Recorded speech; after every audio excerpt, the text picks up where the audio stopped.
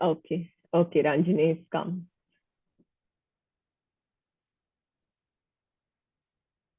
Hi, Ranjini.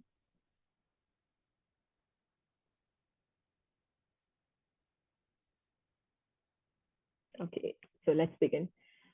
So this is our 22nd book, and that feels very amazing to see. Thanks to all of you that I've actually read so many books. Otherwise, I would have been so lazy to pick up, most of these, especially these heavy books. So we'll today let's see a little bit about the author, then a brief history of Australia. Um, what are the appreciation that the book received, some criticism, and for discussion, let's see about celibacy in priesthood, the women of the book, the importance of family, and some quotes. So about the author, Colleen McCullough, Australian. Her father was of an Irish descent. Her mother is a New Zealander of part Maori descent. Maori is one of those ancient tribes in the Pacific Island, and they are one of those earliest, settlers of the Pacific.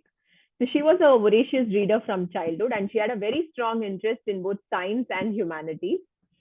Her younger brother Carl drowned off the coast of Crete when he was 25, while he was trying to rescue tourists who were in difficulty. So she based, the character in the Thorn also on him, and she also wrote about him in Life Without the Boring Bits, which is another book by her. She earned a living as a teacher, librarian, and as a journalist before she started actually studying to become a medical doctor.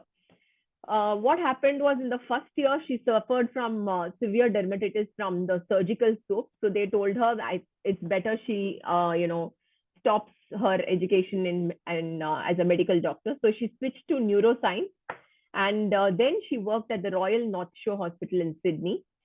After which she shifted to UK, and there she worked in the hospital for 4 years before she moved to Yale University, where she stayed for another 10 years.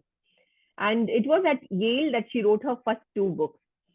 And one of these two was Thornbirds, which became an international bestseller. And this was one of the best-selling books in the history of Australia, with the sales of more than 30 million copies worldwide. That is and in 1983, it inspired the most watched television miniseries, which we were just talking about. So McCullough died in 29th January 2015 at the age of 77 in the Norfolk Island Hospital. And so another thing was that she continued her profession in Yale University for nearly 10 years. During this period, she had written the book which Shamal Ravji was just talking about, the 7-book series on Rome. And that was, I think, after that book, she felt that hereafter, I've established myself as a writer, and I can focus only on writing. And it was only at that point of time that she quit her practice at Yale University, her job at Yale University, and she went into full-time writing. So till then, she was balancing both, and she says that she enjoys both. So it was her own choice to do that much later on. So this is a picture of her, and I kind of just found this picture very cool. So I just shared it with her blackboard and her book stand and a nice typewriter and stuff. So just personal indulgence. So some of the honors which she received was in 1978, she got the Golden Plate Award of the American Academy of Achievement. The depth of her historical research for the novels on ancient Rome especially got her a Doctor of Letters degree at the university. She was also appointed as an Officer of the Order of Australia in 2006 for her service to the arts as an author and to the community through roles supporting national and international educational programs, medico-scientific disciplines, and charitable organizations and causes. So now just let's have a brief idea of Australia, a brief history of Australia.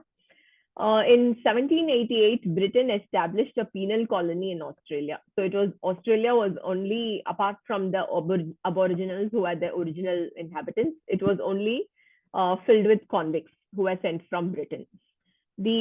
After which what happened was free settlers started following and establishing themselves in Australia, and they gradually outnumbered even the convicts there, with colonies made up entirely of free settlers.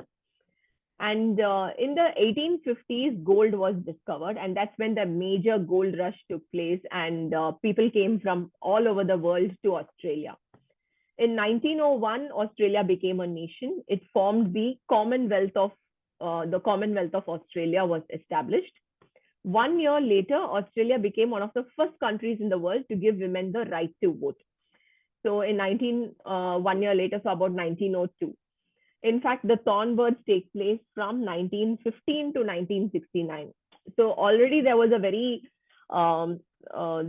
lot of women empowerment and equality of women, at least in the eyes of law and etc. in Australia. But still, we don't see it in actual practice so much in even in Thorn birds for that matter. One more thing which I wanted to tell you and I forgot was when we mentioned that it's a best-selling novel, so I just told you the figure that there were 30 million copies of the book sold worldwide. To just give you an idea on how big that is. So when I had been to Australia in 2000, I think about 7 years ago. Yeah, so about 7 years ago. I had been to this place called, they have this place called Victoria Centre in Melbourne, which is a library come an entire establishment only for writers. In fact, I saw this beautiful conference. They had a conference hall for poets to get together and discuss. They have this amazing library filled with books. On all the books are only books on writing and poetry and etc. So in that place, I got speaking to some of the people over there, and we were just talking about books and writing and publishing, etc. in Australia. And what they told me was that for any book to get to become considered like a huge bestseller or a blockbuster in Australia, even if it sells 10,000 copies, it's considered as a huge blockbuster novel, because the entire population of Australia itself is so small. So some book doing 1,000, 2,000 copies itself is great. 10,000 is like fascinating, fantastic kind of reception is what it's got. It's considered as a very big mega selling book. So here at that point so this is like recently, just 7 years ago. So when Colin wrote, the population of Australia was I'm very sure it would have been much, much smaller. So for her to sell 30 million copies of her book is really an amazing feat, and it's extraordinary thing to happen, in fact.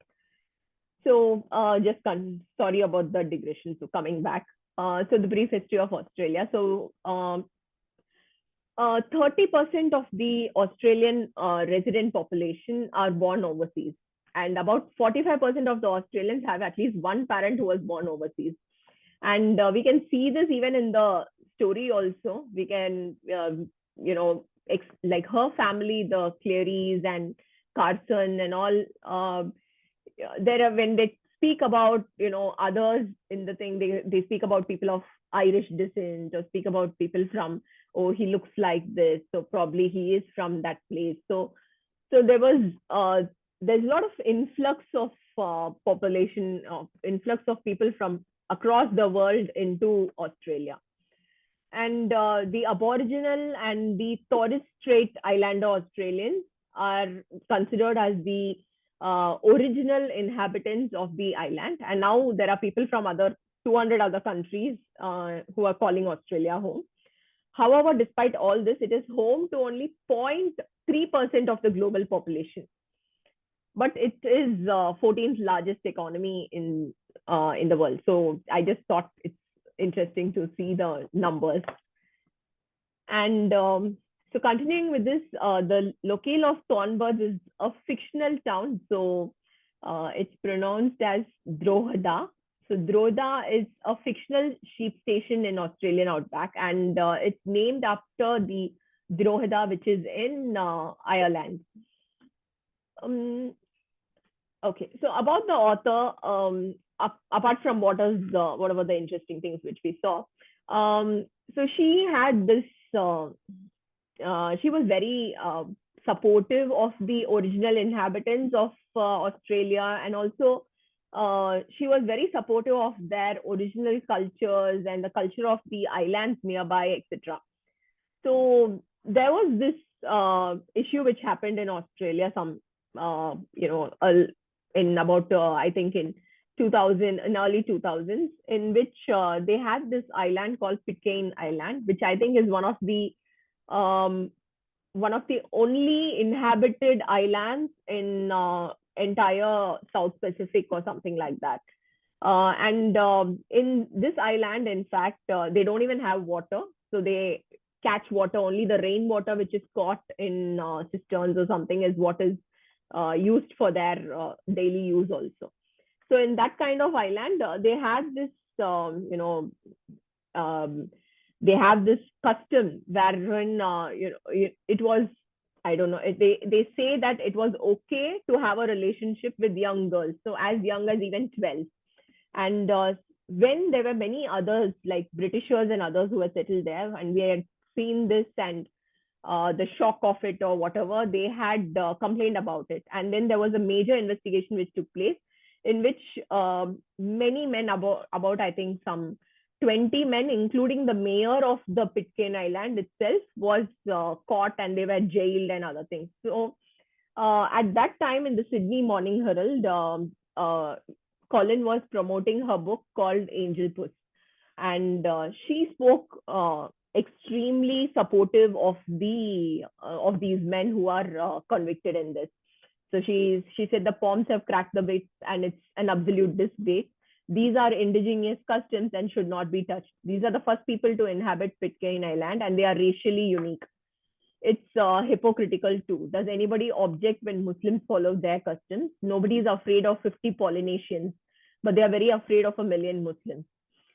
So the comments generated a lot of stories that time. There was a lot of controversy. And in fact, even when she died, even in her obituaries or even in newspaper articles about her death, also, this particular statement was mentioned, and it became one of the, the worst things for which she was remembered, kind of, in that. So one of the things which I read about this was that um, her comparison with Muslims, in fact, is not very justified, because even with Muslims, it's if suppose like maybe it takes place somewhere in some places alone, a child marriage happens, it happens openly. It's not hidden. However, in Pitcairn Island, what was happening was very, very hidden. It was done in a very secretive manner. It was, they knew it was wrong. So they were not just following their customs. They knew times had changed. They knew this was wrong, but they were doing it. So this is one of the oppositions which comes up when this thing happens. So when this discussion crops up. So but for Colin herself, her husband is a Polynesian, and her mother is from Maori descent, and she's a New Zealander. So all these things kind of makes her feel that there's too much being done on these islands, and those who are the original inhabitants of the island, and they should be let to live their lives as they please. So, okay. Another controversy in which there was a lot of backlash for her was that she wrote this book called The Independence of Miss Mary Bennet in 2008, where she reworked the characters from Jane Austen's Pride and Prejudice. And this kind of shocked people, and they hated the book. It was panned a lot. So Susanna Fullerton, the president of the Jane Austen Society of Australia, said that she shuddered that Elizabeth Bennet was rewritten as weak and Mr. Darcy as savage. She is one of the strongest, liveliest heroines in literature, and Darcy's generosity of spirit and nobility of character make her fall in love with him. Why should these essential traits in both of them change in 20 years? So these are the words of Susanna Fullerton. I have not read the book, so I cannot comment, but it really made me interested since I love Pride and Prejudice. I was really interested in seeing what she's actually written here. So apart from this, Thornbirds, of course, got a lot of appreciation. Chicago Tribune called it a heart-rending epic, truly marvelous. And Boston Globe says it's a perfect read, the kind of book the word blockbuster was made for. Now, coming to the critical reception. So usually, there's a lot of feeling that there must have been a lot of critical reception for the book from the Catholic Church. But however, that's not true. In fact, there was no opposition, in fact, to the book at all, because maybe because it's a book. But when the TV series came out, there was a lot of opposition for that. The bishops sent letters to all the churches telling them not to watch it because they felt it might shake people's faith in the church and in priesthood, etc.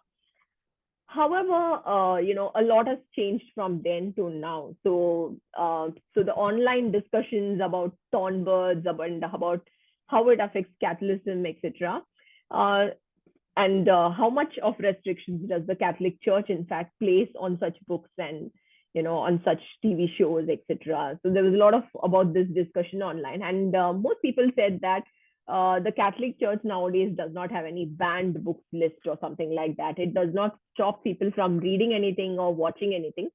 In fact, it says that whenever you watch something which questions the church, you must go back and study the Catholic faith even more stringently, so that you can defend the church's position.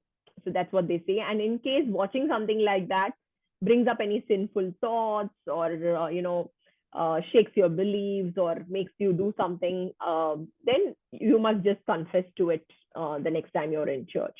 So that's what the Catholic Church says, the current position of the church.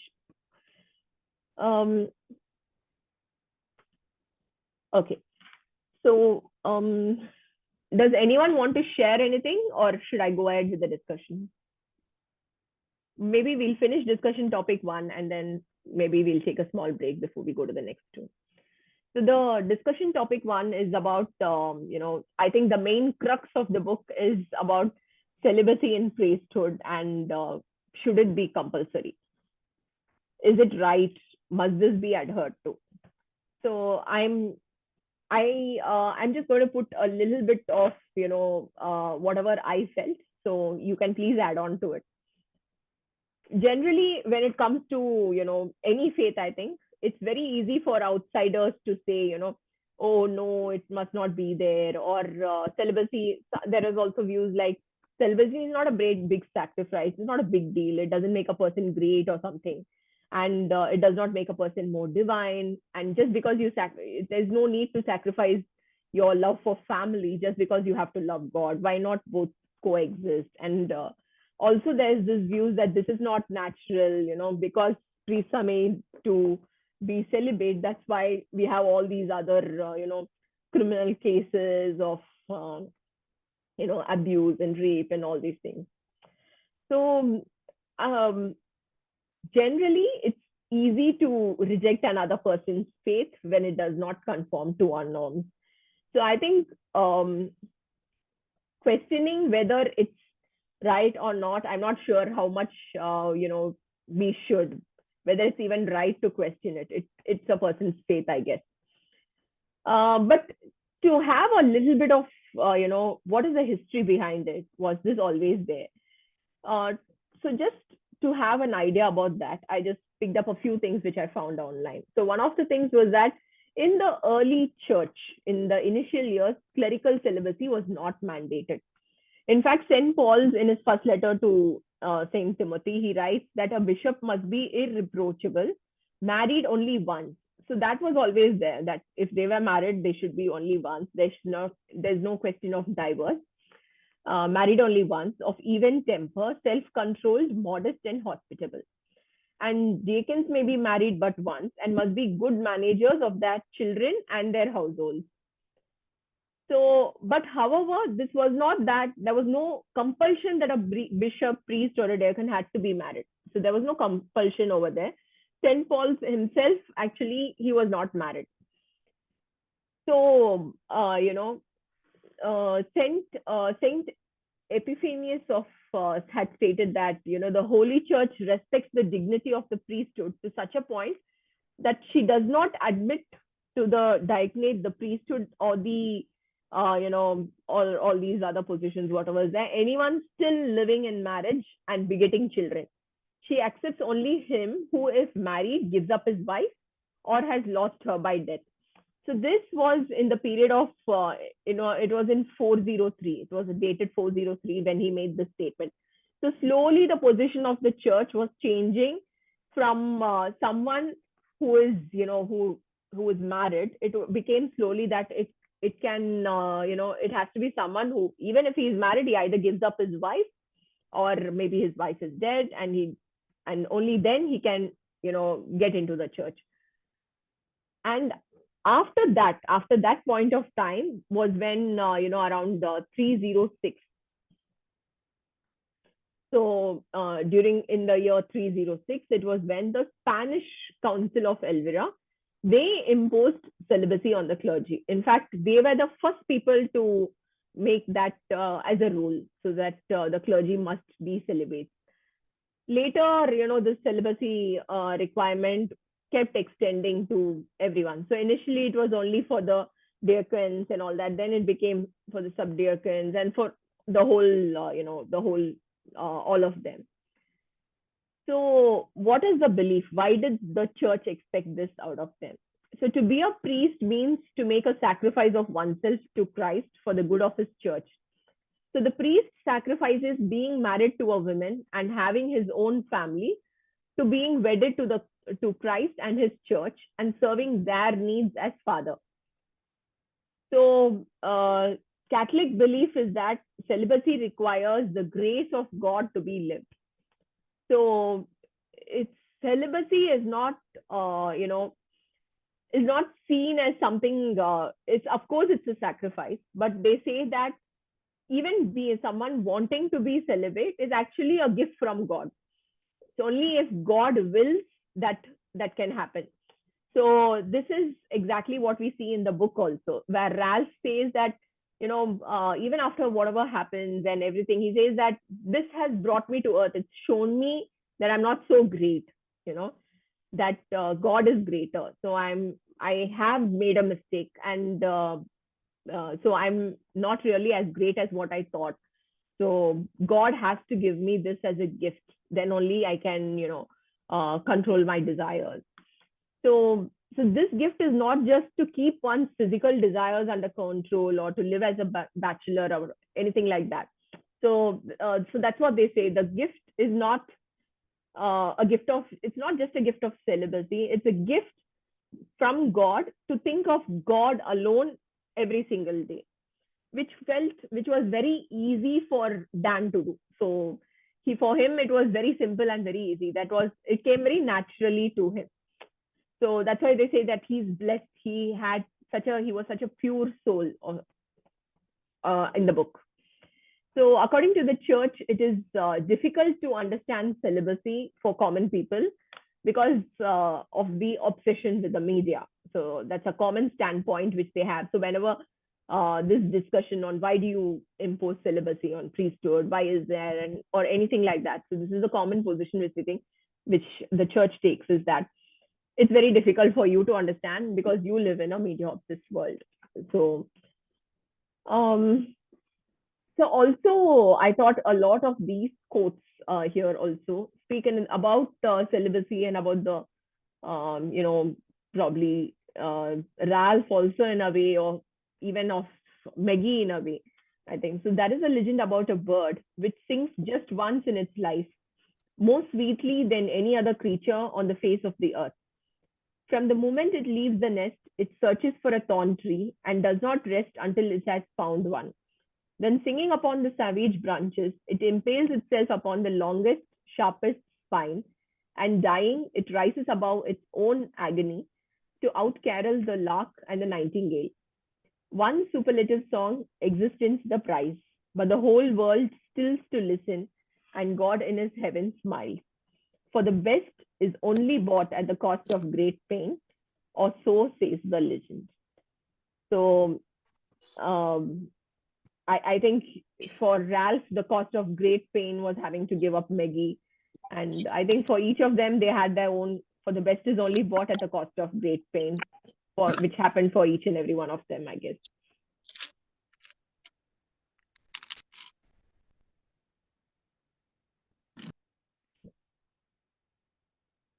Okay. So each of us has something within us which won't be denied, even if it makes us scream aloud to die. We are what we are, that's all. Like the old Celtic legend of the bird with the thorn in its breast, singing its heart out and dying. Because it has to, its self-knowledge can't affect or change the outcome, can it? Everyone singing his own little song, convinced it's the most wonderful song the world has ever heard. Don't you see, we create our own thorns and never stop to count the cost. All we can do is suffer the pain and tell ourselves it was well worth it. Yes. I'll stop the share and feel free to, unmute yourselves and share. Hi, Ranjini.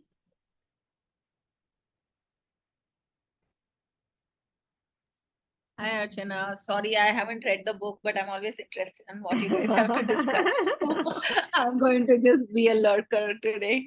Okay. So, Tulika, is there anything you'd like to share?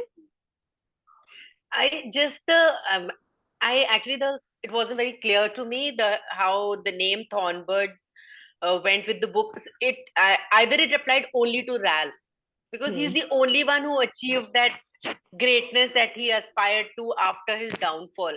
I didn't see anybody else actually gaining anything. Maggie, most of all, like her life was just fun. Tell me, is it only me? Only loss. She has only losses. In the end, like she doesn't come off richer in the whole story, does she? Yes. It reminded, but it reminded me a lot of, Gone with the Wind, which is where also she's always losing things, but finally she has that that feeling that I have my place. You remember, Tulika, she says towards the end, whatever happens, my place is there still. So I thought somewhere that felt a lot similar to, what Maggie's going through. So she goes and marries without any thought for it. She leaves the place, and but whatever she is the one who decides to have Dan. So she knows that it's not going to work out. It's not like Ralph is going to come and live with her. But I don't know. Somehow I felt she keeps trying to, come back to Drogheda, and as long as she's there, it's seen like she has finally somewhat satisfied as long as she's there. Yeah, but the way she describes, the Thornbirds, how it's the most beautiful song. So it feels like somebody should get something out of it. I get that she is satisfied, but her life doesn't become like fulfilled completely, because the loss of Dane after Ralph is still a big hit for her. Correct. So to that extent. Another thing sorry, sir, please go ahead. No, tell. Please. Apart from this romance and church and other things, what I found was there is another theme that dominates. That is patriarchy. That is, the world belongs to men and not women. And women suffer. As Madam has just said, that is, Maggie is a sufferer. Correct. And the victim. And remember, she's the only child in the whole family of 7 brothers. Correct. For that matter, she should have received a very important position, love and other things. That happened.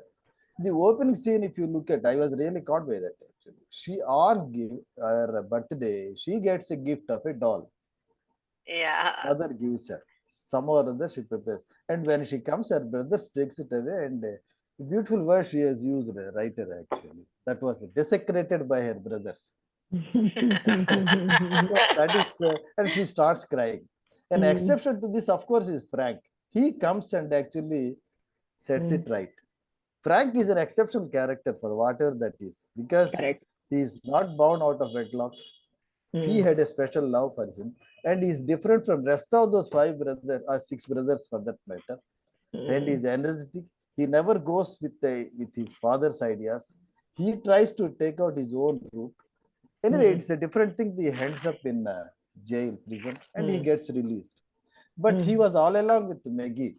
Maggie finds a real solace. If you speak of Ralph, okay, but real friendship, love, and affection, brotherly, she finds from Frank. Frank. True. Yeah. That is perhaps Frank is an aberration of the male characters who comes to a risk every time. Let us proceed further. Actually. And Paddy, her father, he sets up everything. This fellow has to do this job. This man has to do this job.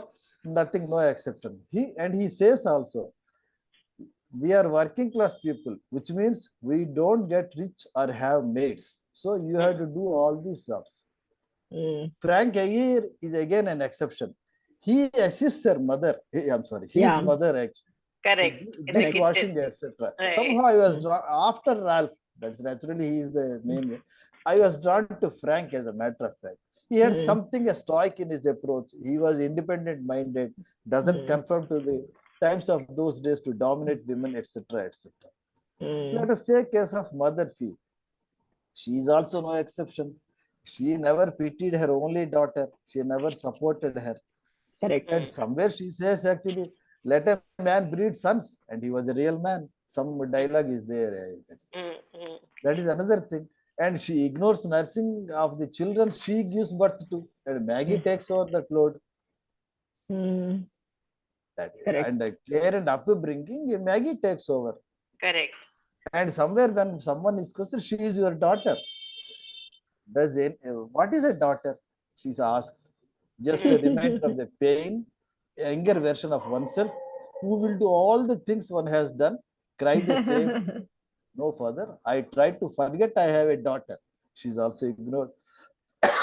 If I do think of her, it is as one of my sons. Because a mother remembers only her sons. She is also partial. Correct. That is another. And take care of Maggie actually. She believes in the institution of marriage. She falls in love with Ralph, who is some very years difference, 18 years older or something like that. And is a priest in church, an attractive person, very ambitious, who speaks 5 languages, not 1 or 2 or 3 actually. So, but ultimately what happens actually? Priest says, for me, church is, as you just said, actually, that is more important. That no earthly things can come between the priest and his state of mind. Not love of a woman, nor love of money, nor unwillingness to obey the dictates of other men. For me, church is final. Maggie also loses him in a way.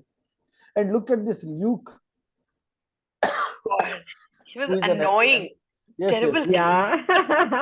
We have not discussed. He is a look alike of Rolf in physical appearance only. Rest of the things he is something else. Absolutely. And for that, actually, in order to forget Rolf, she marries this Luke. And Luke marries Maggie for money. Everything she takes from her actually. And she takes on a honeymoon. And in a train that is very crowded, all those things, that is detailed. Maggie marries him only to forget Ralph. And there also she loses. Correct. So what I find is actually there is an element of patriarchy, but men have dominated women's lives in this book. And their roles perhaps are maybe she was repeating that at that time Australian what I call societal conditions and etc. One thing, the women don't seem very docile, so to say, although there is a definite patriarchy. But number one, Paddy is a very likable character despite everything. As in, I could never hate him. He was very clear that the men and women will be kept separate, and I will not talk to my doctor.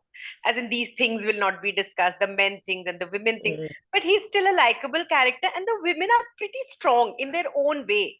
Like Fee she does whatever she does, whatever she considers a duty.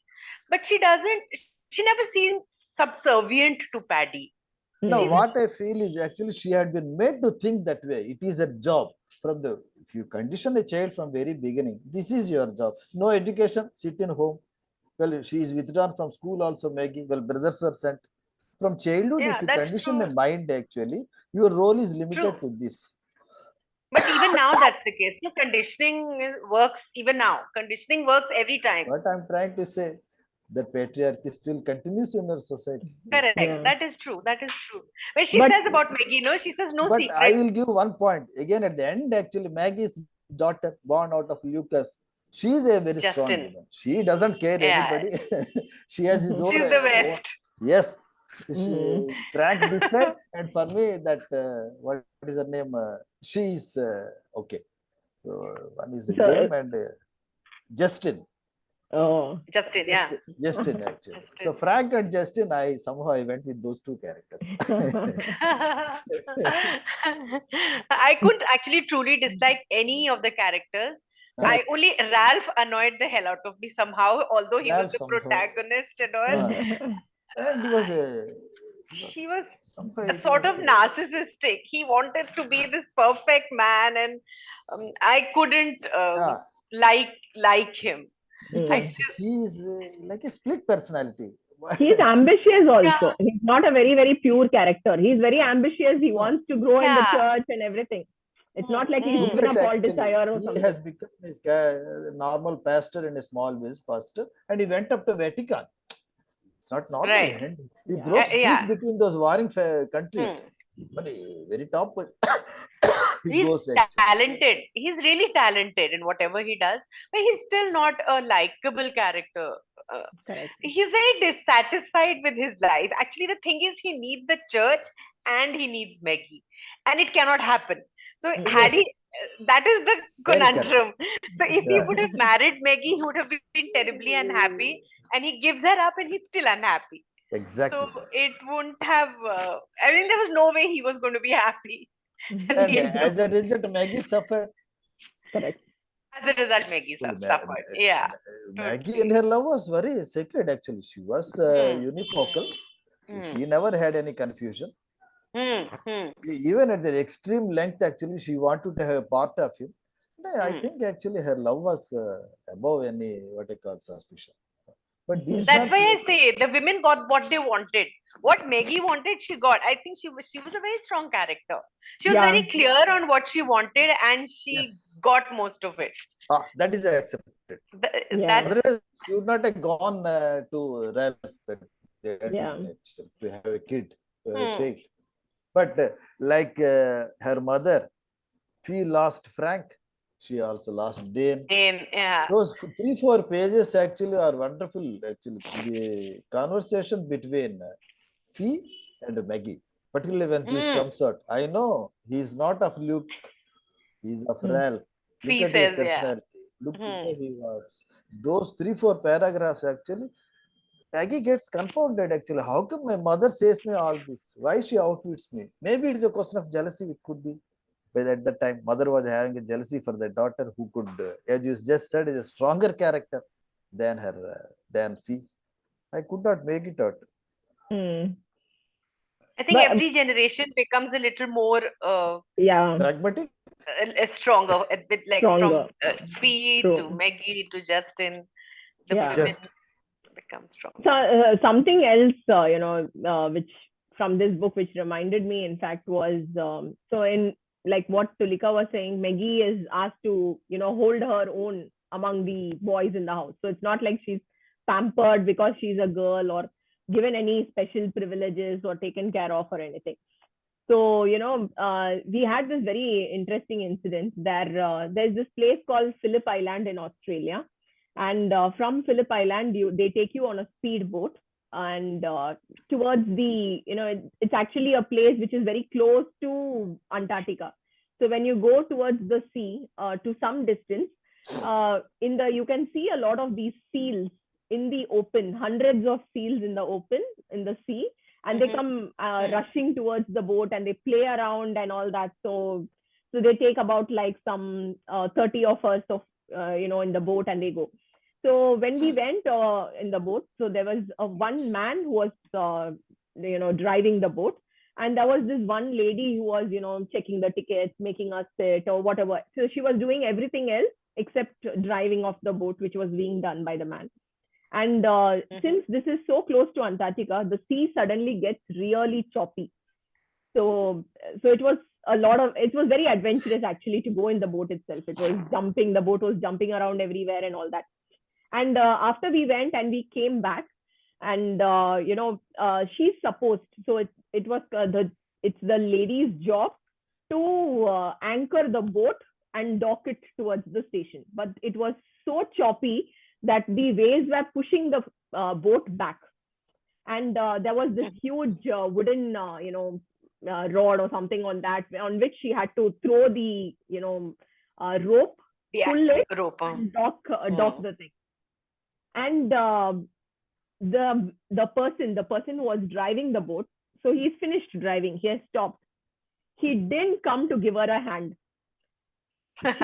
She was suffering for about 5 to 10 minutes, and everyone on the boat, so like my husband was there and others are there, all of us are like, oh, should we help her? Maybe another hand would be easier for her to pull it and all that.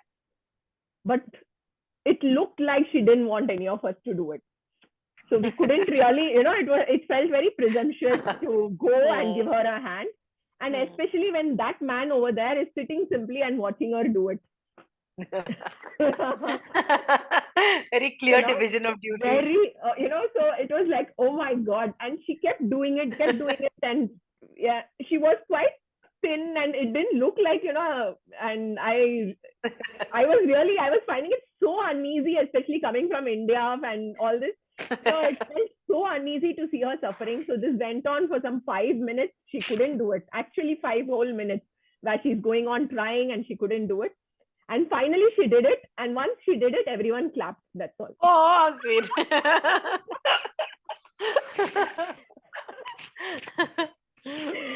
Nice. So, yeah. So I saw many such incidents, in fact, in that trip, which I have not seen elsewhere. So elsewhere I see, like even in Singapore, or even I didn't see like this even in London and all, where they are more chivalrous, they help you, maybe probably give you a seat or carry your bag or something like that. No. So there were many instances where I saw women being treated completely equal to a man in everything. So I can do my own work. So, when I was reading about Maggie and seeing that she's asked to hold her own and stand up for the against the boys and would hold her own and all that stuff, it kind of reminded me of that incident. Okay, let's go back. I'll share screen.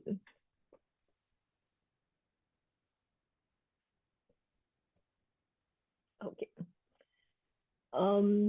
So what we were already discussing, I guess, the women of the book, subjugation and the lack of freedom. So though the women of the book are seen pretty strong, they seem to have very few options without the men. So there are some feeble pre-feminist protest kind of thing which we can see in few places, but it's only the third generation which seems to break away to have her own life, and but even there, her satisfaction and happiness is seen as complete only in marriage, which is the very last scene of the book.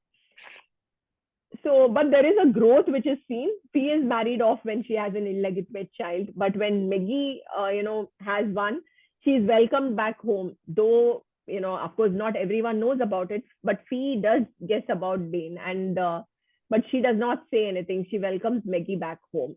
That was not the kind of treatment which she had gotten.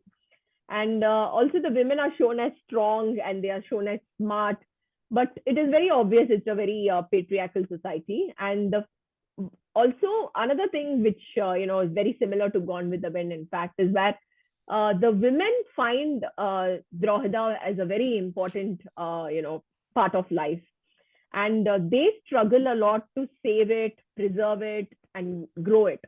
Right from Mary Carson to Fee to Maggie, all of them play a very major role in preserving and making Drogheda what it is. This is I felt a very strong similarity with Gone with the Wind in this.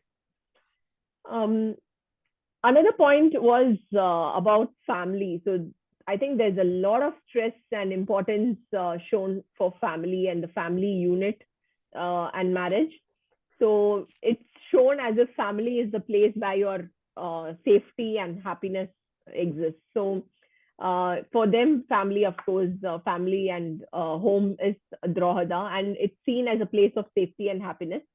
In fact, Maggie is given advised by her brother that you should not allow Dane to leave this place. Yeah, do you remember there was one scene where he says, "Don't allow Dane to leave the place. As long as he's here, he will be happy."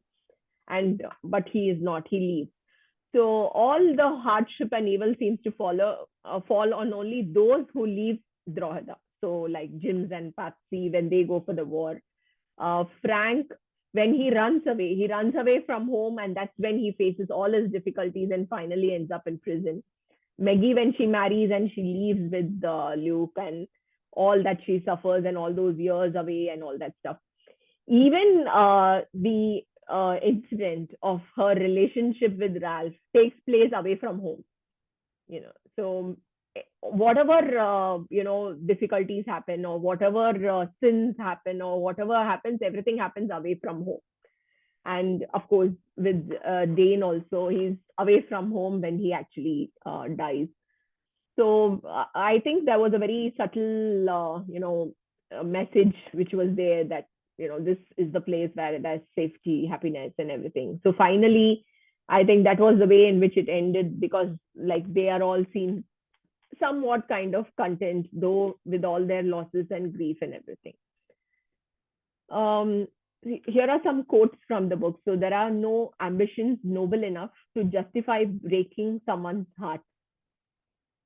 Belief doesn't rest on proof or existence. It rests on faith. Without faith, there is nothing. So I this is what I was trying to tell when we were talking about celibacy and priesthood also. So it's very difficult for someone who doesn't believe to disown it. But so belief doesn't exist for someone who believes in it. It doesn't rest on proof or on existence or something. It just rests on faith. So because they believe in it, for them it's everything. So without faith, there is nothing. You still think love can save us. It's more killing than hate. Hate is so clean, so simple, like being in the ring. With hate, you just keep hitting. You hit until they stop hitting back. With love, they never stop. So I think even with the relationship between Maggie and Luke also, of course, he's a very detestable character. But, so with love and hate, what she says also. So there is this saying that the opposite of love is not hate. The opposite of love is indifference. And that's exactly what I think Maggie faced with Luke, which is why she couldn't go back to him at all. He was completely indifferent to her existence. He didn't care about her at all. He didn't even remember she's there in his life. So truly God was good to make man so blind. 12,000 miles of it to the other side of the world. And whether they came home again or not, they would belong neither here nor there. For they would have lived on two continents and sampled two different ways of life. How frightening that one person could mean so much, so many things. It's not worth getting upset about, Mrs. Dominic. Down in the city, they don't know how the other half lives, and they cannot afford the luxury of doting on their animals as if they were children. Out here, it's different. You will never see man, woman, or child in need of help go ignored out here. Yet in the city, those same people who dote on their pets will completely ignore a cry of help from a human being. I can't share your love of God, but I do understand your need to give your life to Him. Each of us has within us something that just won't be denied, something to which we are driven, even though it makes us scream aloud to die. Living for those of us who failed, greedy God gathering in the good ones, leaving the world to the rest of us to rot. The shock of having to pull herself up in the midst of a spontaneous reaction. I must remember to tell Dane about this. He'll get such a kick out of it. That was what hurt the most. And because it kept on occurring so often, it prolonged the grief. I think the way the sister grieves for Dane is also being done very, very well in the book. And it's so beautifully done. In fact, in this sentence also, whenever something happens, she thinks, oh, I must tell Dane about this. And then she remembers he's not there. Surprised, she realized that keeping physically busy is the most effective blockade against totally mental activity human beings can erect. Then God's a bigger poofer than Sweet Willie. You might be right, said Justin. He certainly isn't too fond of women anyway. Second class, that's us, way back in the upper circle. Front stalls and the mezzanine, strictly male. We all have contempt for whatever there's too many of.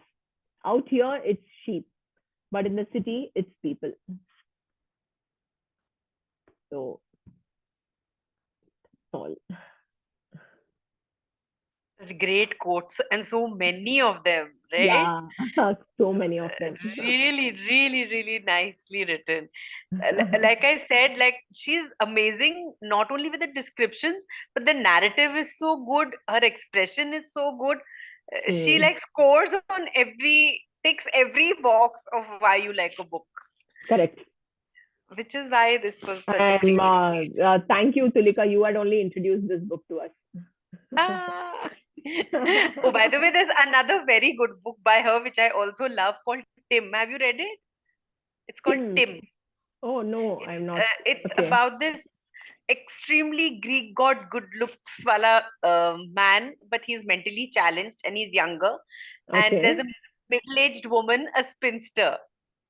Okay. And they come together. It's so well written. And that movie is also not bad. Yeah, it's very that interesting. Movie is also called Tim? The movie is also called Tim, and it's a thin book. It's a small book. I was like, there was a time I was very much after Thornbirds, I wanted to read up everything Colleen McCullough, and I should have read Rome. I didn't know that those 7 volumes existed, or I probably would have looked it up. Yeah, so that 7 volumes, I'm not sure whether it's so very popular or not. I'm not sure. But available. Yeah. Whether it's available, it is available. I am not very sure, but I heard so much about it. So she had, in fact, for her, she considered it like what Shamal Raoji had said, that it's her magnus opus, So she's like, that's what made her even quit her job as in the profession. The medical profession. So maybe one day, slowly, one by one. Oh my God. So the Haunting of the Hill House is the next one. Yeah. Okay. Yeah. Okay. Yeah, it's okay. I think be in a month's time. Yeah. So let's do it in the end of November, so that we have one more book to read before this year. And I was thinking we can do it 26th because the book is not very big. It's quite a thin book. It's not a very heavy read also. I started reading. Have you read it? I just started reading. I read about some 10 pages. It's flowing quite smoothly, and let's see. Okay. I'm very scared of scary books. I've not read hardly. I don't think I've ever read any of these like ghost books. Oh, okay. Let's see. Yeah, so it's a relatively new genre for me. I'm looking forward to it. Let's see. We did read Dracula, right? That was the only one. Yeah. I think that's the only that and one Stephen King I've read. I have not read except On Writing, which is not his usual book. I've read only one Stephen King. And after that, I was like, no, thank you. Not my thing. Okay. So actually, her another book, which I have another book by her, which is We Have Always Lived in the Castle, which also I heard is a very good one. And I had wanted to, and I was very much, wondering whether we should choose this or that or whatever. But somehow I just went with The Haunting of the Hill House. So. Okay. And I got the book from the library and I just started reading. So yeah. her life is good. also seems very interesting. So she's been a very multiple genre kind of a person. So Okay. yeah, so